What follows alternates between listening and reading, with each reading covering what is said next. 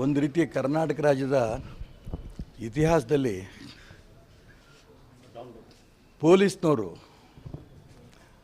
ರಾಷ್ಟ್ರದ್ರೋಹಿ ಚಟುವಟಿಕೆಗಳ ವಿರುದ್ಧವಾಗಿ ಬಹಿರಂಗವಾಗಿ FIR ಹಾಕಿದ್ದು ದಾವಣಗೆರೆಯ SP ಅವರು ಮಾಡಿದಂಥ ಕೆಲಸವನ್ನು ನಾನು ಅಭಿನಂದಿಸ್ತೇನೆ. ಯಾಕೆಂದರೆ ಪೊಲೀಸ್ನವರು ಎಲ್ಲರೂ ಕೂಡ ಸಾಕಷ್ಟು ಟೀಕೆ ಮಾಡ್ತಾನೆ ಇರ್ತಾರೆ.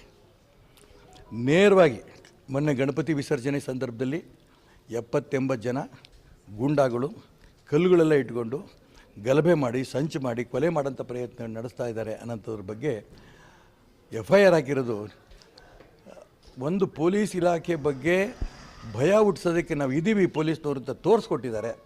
ನಾನು ನಿಜಕ್ಕೂ ಕೂಡ ಪೊಲೀಸ್ ಇಲಾಖೆಗೆ ಅಭಿನಂದನೆ ಸಲ್ಲಿಸ್ತೇನೆ.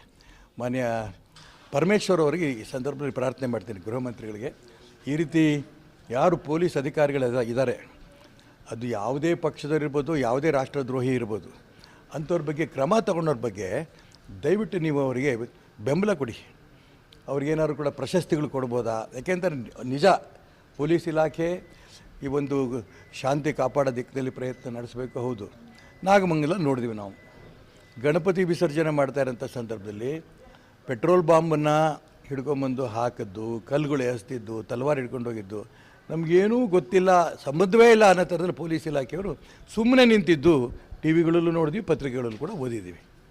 ಆದರೆ ಇದಕ್ಕೆ ವ್ಯತಿರಿಕ್ತವಾಗಿ ಯಾವುದೇ ಕಾರಣಕ್ಕೂ ಕೂಡ ನೀವು ಗಲಭೆ ಮಾಡೋಕ್ಕೆ ನಾವು ಬಿಡಲ್ಲ ಅನ್ನೋದು ಪೊಲೀಸ್ ಇಲಾಖೆಯ ದಾವಣಗೆರೆಯಲ್ಲಿ ನಡ್ಕೊಂಡಂಥ ರೀತಿ ನಿಜಕ್ಕೂ ಮೆಚ್ಚುಗೆ ಆಗಿದೆ.